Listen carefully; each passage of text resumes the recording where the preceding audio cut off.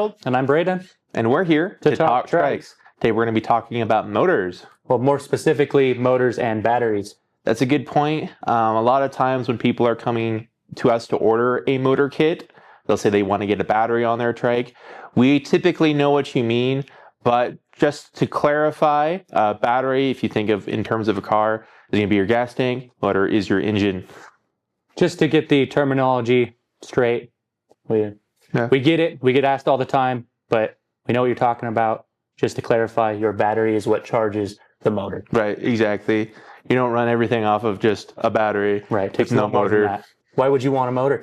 Well, a motor is the great equalizer. Like we've talked about plenty of times in Trike Talk here before. I wouldn't be riding a trike if I didn't have a motor. It is the absolute worst feeling ever when you go out 15 miles and then you are exhausted and then you have to go home exhausted and ride 15 miles back. Motor makes it so that it makes it easier the whole time around. So for big guys like me, makes it a enjoyable ride, not a penance. It's not just you, you know. I wouldn't be riding if I didn't have a motor. Sure. Big guy, too, similar boat. But you don't just have to be big to have a motor, right? If you don't want to overexert yourself, you have health conditions that restrict that. You are worried about, like, say you have a terminal pain and I can ride for a little bit, but I don't want to ride the whole time, or I'm going to get out there too far and I don't want to worry about getting back. The motors are fantastic. I mean, I've had plenty of people that they've had severe, they're either coming from knee surgery or their walking is impaired in some way or some form. Getting a motor is just going to assist you in continuing to move and exercise and just enjoy your ride without having to worry about the pain. Absolutely. I mean, to sneak in like a personal anecdote, I was in a mountain biking group in my youth. Oh, really? And flew off the cliffside. Fell about 20 feet, thought I broke my legs. I didn't, thank goodness. But make a long story short, I had to hike back another 20 miles back to the truck. If I had had a motor, I wouldn't have been worried about getting back on that bike and using the throttle to get me at least back to the car. I didn't need it the whole ride. But once something happened, man, it would have been really helpful to get back. It's like the Boy Scouts. It's better to be prepared for the worst outcome than to not be prepared at all and then have fallen off a cliff. And be prepared is my favorite way to put that. Yeah, that's awesome. There you go. Pretty often enough, we see a lot of people come in to get a trike and we mention a motor, and at that mention we get sneers, we get all sorts of angry remarks that it's cheating, it's not, makes the ride not fun anymore. What do you think about that, Brayden? To tie it back to everything we have said in Trike Talk, it is the great equalizer. Exactly. What that means is it cheating in the purest form of, yes, I'm doing something extra to get to the speed? Sure, I'll give you that, right? But if you are the slowest person in the group, say you're group riding, that person that's in the furthest back is now going to be able to keep up with the guy in the front. I think that's important. If you are using them as a daily commute, you can now not just go the 2 miles you were going before, I can go 20 miles. You know? I can get to my destination. Cheating is a childish way to explain I don't want a motor. I mean, not even childish. I get the mentality. You're in the competitive biking scene. You come from being as fast as you can on your own, and you deserve to be fast. It's not all about the competition. You know, a lot of people that we have that are getting motors or even just are trying to continue to ride is because they need it. They want to keep riding. This is their way to get some sort of freedom, which is what riding bikes and getting out in nature is all about. It's just about getting outside and enjoying it. Not everything needs to be a struggle. If a motor is what gets you outside the door, it did its job. There is no greater feeling than going out on your trike in any way, shape, or form on a nice spring, summer, fall day and riding. Doesn't matter if you have a motor, doesn't matter what kind of gearing you have, get out and ride in any way, shape, or form. And if the motor is what helps you get out there, then thank God you got it. Yep, absolutely. Adding a motor does not restrict your exercise in any capacity. You are still going to be able to push as hard as you want, get the exercise, build that sweat that you need, lose that weight you're trying to lose. That motor isn't the limiting factor here. If anything, it's just going to help you get quicker speeds, get you out further. But Right. It's entirely on you on how much exercise you want to get. Right. Even with those motors that have throttles and whatnot, the cheating part of the bike, you are still in full control of when you want to pedal, how you want to pedal, even with the pedal assist options on there. It just gives you more freedom. Does having a motor limit my areas I can ride my trike or bike in? And it's going to depend on where you're at. And you could poke around in your local trail services to see what they allow. A lot of trails do allow motors. A lot of them have restrictions on the motor class that you're going to be using. In general, I'm not going to recommend that you ride a trike with a motor anywhere you wouldn't ride your trike normally. Don't ride it on a highway. Don't ride it on a freeway. It is still a bike. You need to act like you're invisible and do all the safety precautions to make sure you're as visible as you can be. And of course, if you're riding in a group, don't be an ass. In general, you want to make sure that you're being mindful of everyone, and not try and crash into other people. I mean, all this to say, we are not encouraging or condoning riding an e-bike recklessly or in a trail that isn't designated. They say specifically not to ride an e-bike on the trail. Don't take that out there. Stay legal, people. Find a different alternative way to get out there. Right. You brought up earlier the class of a motor, a class 1, class 2, class 3, 4th. Right. Will you explain what those mean? In the simplest terms, the motor classes are: class 1 is going to be any motor that has up to a limit of 750 watts and has a speed limit of 20 miles per hour and is motor assist only. Class 3, and there's a reason why I'm jumping to that. Sure. Class 3 is very similar to class 1. It's up to a limit of 750 watts, but it's a motor that can go up to 28 miles per hour on pedal assist only. Class 2 is the only class that allows you to have a throttle, and you have to have that limit of 20 miles per hour and below, and still a 750 watt motor and below. It can get confusing. If you have questions or have restrictions, call us, email, let us know. I mean, we've got a couple options. So. Right. There's a lot of technical jargon that is tossed around in e-bikes and everything. We're helpful. We hope. We try to be. We have the resources. Ask us or watch this video or leave a comment. So you mentioned a couple things there. You mentioned pedal assist. You also brought up in the class 2 having a throttle. Right. What does pedal assist mean? It means that when you activate the motor as you are pedaling, you are being assisted by the motor. All motors that we carry come with some form of pedal assistance, and they're going to have various different levels in which they assist you that you can select in a display. At the lowest form, it's just going to be assisting you a little bit.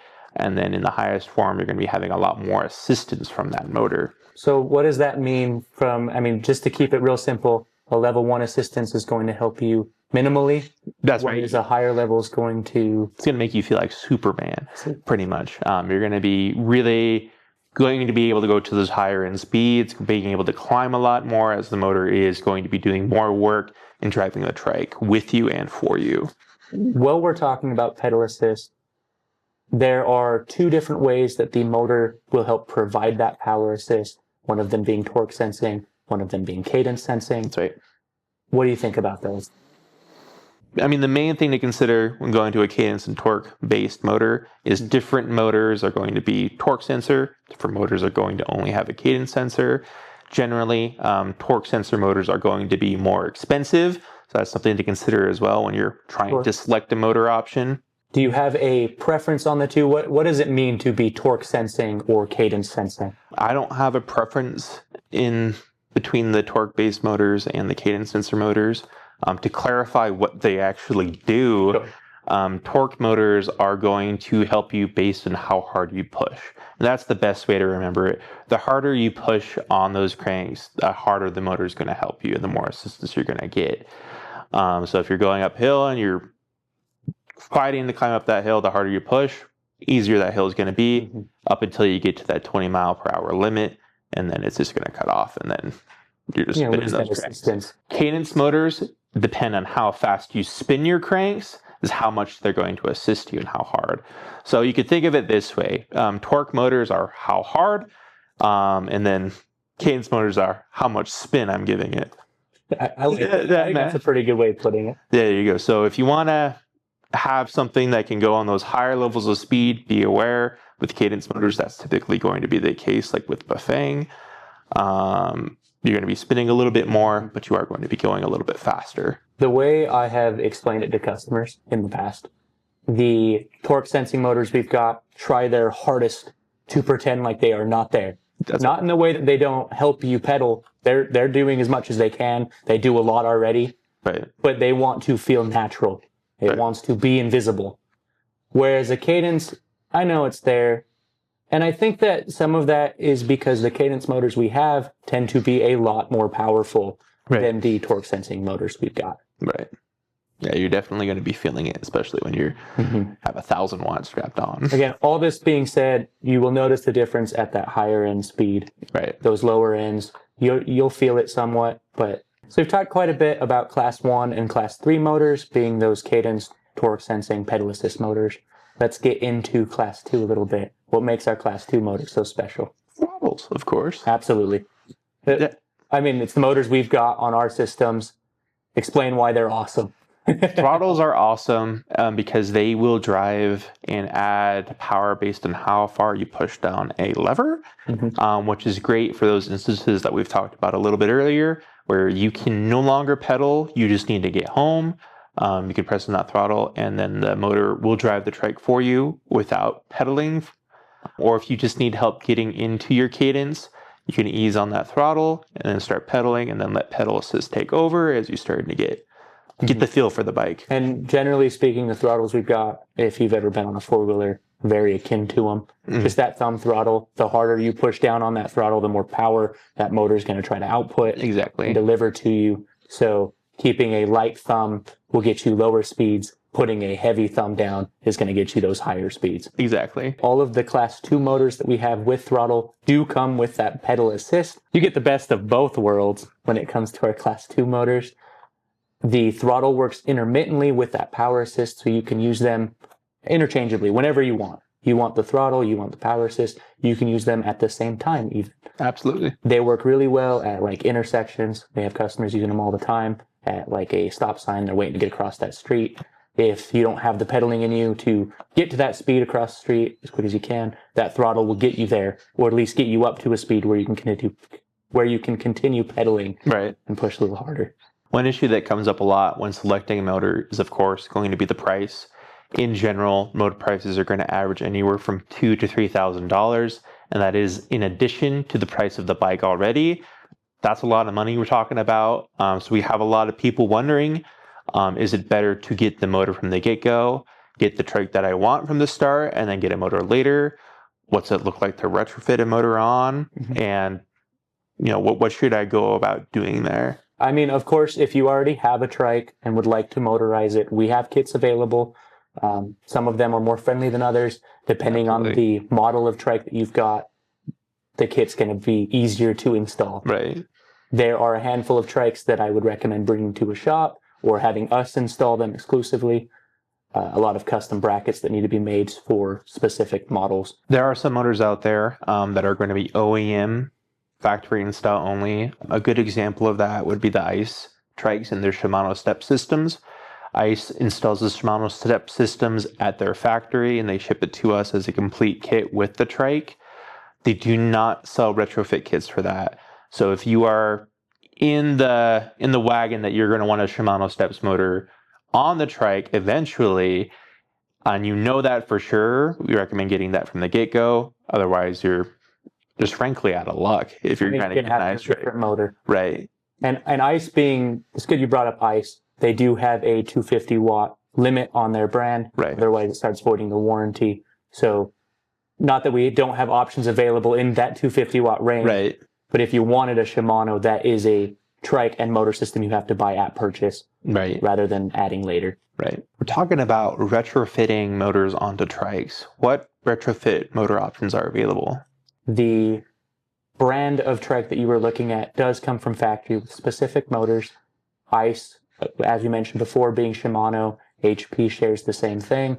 Funnily enough, HP's been using some of the Bafang motors, which are what you see on a lot of the Sunseeker models. Right, and they use that on their Delta trike. The Delta style trike being the one I'm referring to.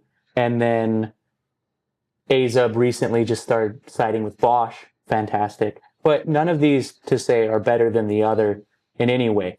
I have a preference personally. But they're all great. They all serve the purpose they need to.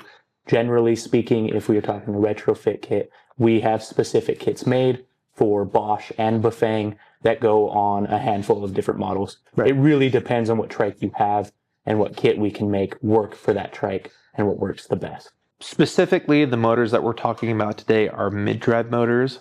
Mid-drive motors are motors that are integrated into the crankset. We have another motor system that we don't talk about too much, which are hub motors. Can you talk to me about that for a little bit? Yeah, we haven't done hub motors for a handful of years now. Right. They're good. Really, at this place and time where we're at right now, all of the manufacturings are all moving towards a mid-drive unit for various reasons, and we can get into it more in a little bit. But generally speaking, a mid-drive unit's going to be more reliable. And if you think about it like a car, we were talking cars earlier, you have your engine in the front that puts out a specific amount of power, and it is amplified by the gearing in the rear, your transmission. This combo just works better. You're going to get more torque, more power out of a mid-drive unit, just simply in the way that it is, without getting further into detail about it. We used to carry hub motors. I know there's a lot of videos here that we have people refer to. The main reason that we stopped carrying hub motors is that most trikes that we carry have aluminum rear ends and swing arms, and most of them are going to have the dropouts welded on. That's not great for a 1,000-watt system that is putting out 1,000-watt torque levels. The issue with the aluminum dropouts and your hub motor, all it would really take was one tire change, make it flat. You take the wheel off, I'm out on the side of the road, I'm not paying attention. I put it back in, I don't put it in straight, and it tears apart my dropouts. Right. I mean, effectively ruining the frame of my trike. I mean, you talked about even having to take off the wheel is a special procedure to do there. If you don't do that right, catastrophe can happen. You know, sure, you ruin your swing arm. Worst case scenarios that we've seen, you pull out your hub, you don't be mindful of those wires, you rip out your wires, and then your motor's toast. And just to even dig it in a little further, some of these hub drive motors had different sized dropouts. I mean, they didn't sit in the dropout the same way, so right. You'd have to shave out the arm to fit a different side. Right. Again, drilling holes in your trike, modifying the frame is not what we recommend ever. Don't do it, please. The factory doesn't like it. The warranties are going to hate it. Don't do it. Makes our service manager yawn cry when he sees that. Makes us cry. I don't want you to ruin your trike. And then when you call me and say, hey, this motor really damaged my trike, I need this to be fixed, I really don't have a lot of solutions other than replacing the frame of the trike. Right. I don't want to do that. You don't want to do that. Now, we do have a lot of customers and dealers that do prefer hub motors. I'm not bashing them at all. If you are looking for my recommendation, get a trike that is either steel frame, that can handle a little bit more abuse in those dropouts, or get a trike brand that has detachable dropouts. Right. AZUP comes to mind. Their back are bolt-on. So if you were to wear them out, you can take them off, replace them without having to replace the whole frame of the trike. We do have those through axle adapters, which are very beneficial for your hub motors. They are going to be bolt-on. You can throw them on the back end of the trikes, and built a little tougher, made for you can use them for roll-offs as well. Right. But they work really well with hub motors if you were going that route. Right. And that's not to say we don't carry any hub motors. We carry the Sunseeker EFAT TAD, which has a 500-watt hub motor, and that works great. We also fabricate the Nauta wheelchair, which comes with a 1,000-watt hub motor built into the frame. And of course, we have our four-wheel drive big rig E-Quad that has big hub motors in each and every wheel. So we do use hub motors, but just if you're going to be doing a retrofit, those are just some things to keep in mind. Generally, don't do it on an aluminum frame. You want to have it on a detachable dropout or on a steel frame rear end. Just to clarify, we do not have any hub motor retrofit kits. Right. All of our retrofit kits are going to be mid-drive units. Exactly. What is our most powerful motor? I mean, before we get into that, sure. I'm going to keep you guys in suspense a little bit.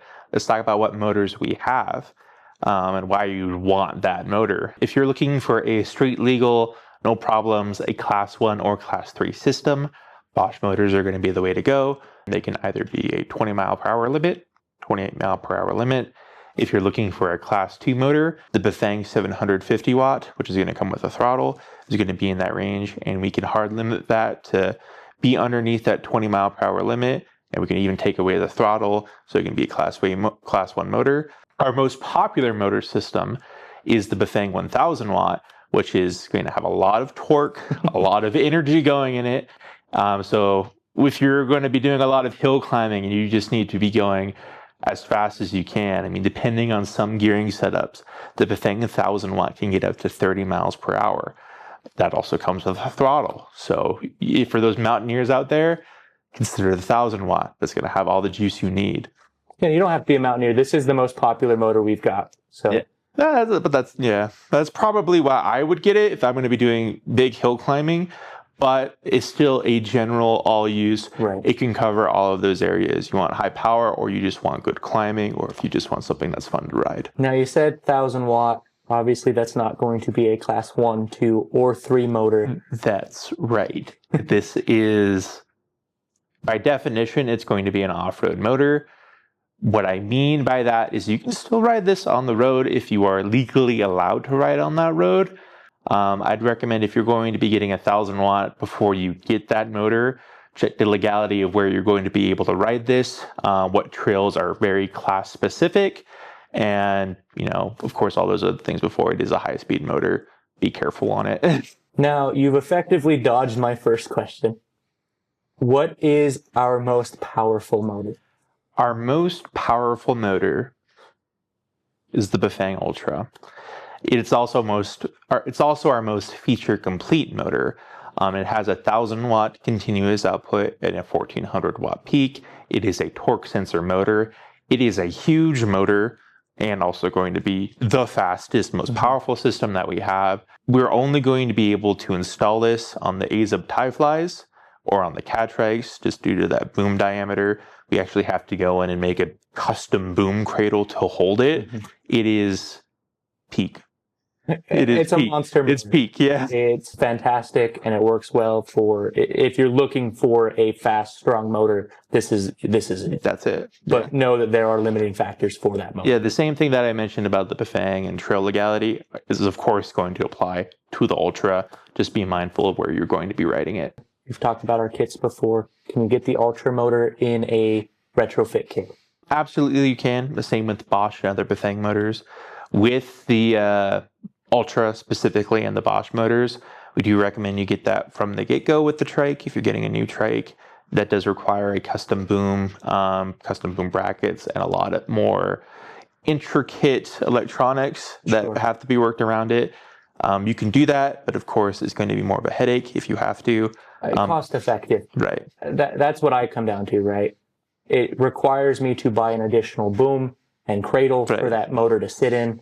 Now I have 2 booms. Just costs me more money. Exactly. Of course, the Bafangs, you can just integrate that into an existing bottom bracket without having to modify it in any substantial way. So if you're looking for an easy to install motor, the other Bafang motors, the 750 and the 1000 watt, are what I would recommend. They tend to be a lot more friendly. Absolutely. We do have YouTube videos also that go over the Bafang install specifically. They're great. Well, big concern that we get initially is, of course, the speed. How fast can I go? But one thing that I want to address that is even more important, what's the range I can get on a motor? Thinking about what we said earlier, your battery is going to be your gas tank. There are plenty of battery options depending on the model you're looking at. Generally, they're classified as watt hours or amp hours. Bosch specifically, they have the Power Pack 400. You go all the way to the Power Pack 800. That's specifically speaking about your watt hours. The more watt hours, the larger the battery, the bigger the fuel tank. Right, and that 800 watt hour battery is only available on the Bosch Smart system, which is pretty new. It's a fairly new motor. If you're looking at the older motors and you're looking for retrofit, they had the Power Pack 400 and the Power Pack 500. But that's really specific. The Bafang system we've got use a 48 volt 17 amp hour battery. What that translates to watt hour is about 860. So big batteries. We've got options. There's a couple things you can do. Speaking about Bosch, yes, you can do a bigger battery, but if you are looking to get a maximum range adding another fuel tank is the best way to go about it. Absolutely. So with our Bafang units, we can really put as many batteries as you want on most things within reason. They do take up space. They can be heavy. So take that into consideration. Right. With the new Bosch motor, there currently isn't a retrofit kit for multiple batteries. It's not a factory kit for multiple batteries. Right. So going to that larger battery really is your only option. Right. The easiest way to extend your range out on a Bafang motor specifically, just slap on another battery on that. On our website, you're going to see a lot of trikes with dual batteries, even some quads and trikes, up to 8 batteries that we've done, and I'm sure we could do more if we wanted to. But if you're looking for a set range right now, I can't give you one. It depends on a lot of different factors. Your weight, where you're riding, and of course, what pedal assist option that you're using. In the most general terms, this is not a set number, so do not take this as gospel. The minimum that you can get if you are riding with only your throttle on a Bafang is 20 miles. And with your pedal assist options, if you're pedaling, it could be up to 4 times that. And if you get another battery, it's going to be double that. You're effectively doubling everything. Doubling everything. Just to clarify so everyone knows, those are not ironclad. 20 miles is a general statement we are giving you on throttle. It depends on a lot of factors. Like I said, it's not gospel. Generally, it's going to be those, but don't hold us to it. We don't know everything that you're going to be doing with it. Right. I don't know the trail. I don't know how much weight you're carrying. I don't know what tires you've got on. I don't know the model of trike or quad you've got some of the times. There's so much that goes into it, but just be aware if you're going to be riding outside of those parameters, maybe get another battery. So talking about adding the additional batteries on there, of course, there are other ways to get longer range out of those systems. Right. I mean, like, we've seen people go absolutely nuts with it. We've seen people add generators onto their trikes that they pull with the trailer. We've seen people add solar cell canopies onto it.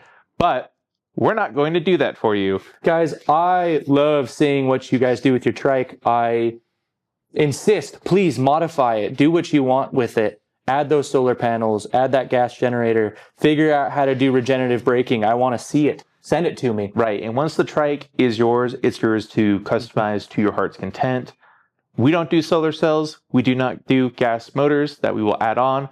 Do it yourself. Send us pictures. We love it. So, Harold, as we're wrapping things up here, I have one last question for you. Oh. This is to preface. This is a real question I get asked. I got asked this recently. That's why I'm bringing it up. In the event that we get a solar flare or an EMP blast that shuts off all electricity, what are you going to do? You know, I'm going to answer this in the most general way. You have a lot more to be concerned about if there is an EMP blast, solar flare, invasion of aliens situation, then is my motor still going to work? No, they're not EMP resistant. No electronic really is. But, of course, you can still ride it as a regular bike, just with a little bit extra weight. We should have mentioned earlier, you can ride these trikes with the motor system completely off if you want. Right. The EMP blast is going to shut off your electronics, but that does not mean it is inoperable. Yeah, it you still have a trike that you can pedal. You're just going to have to fight the aliens another way. So just to clarify, in an apocalyptic event, yes, these are going to be more useful. Arguably, gas will go out long before we get an electronic EMP blast. So for nuclear fallout shelter people, buy as many of these trikes as you can. Get them for your whole family. Throw our electric motors on there. I promise they will be more useful. Put on your solar cells, put on your trailer gas generators. They're going to be more useful in the end times. As always, guys, please remember to spin fast, relax, and ride trikes. Spin fast. We'll see you guys next time. Have a good one. I think that's a good one, isn't it? I don't think that needs to be reshot. I like that ending. Fusion power.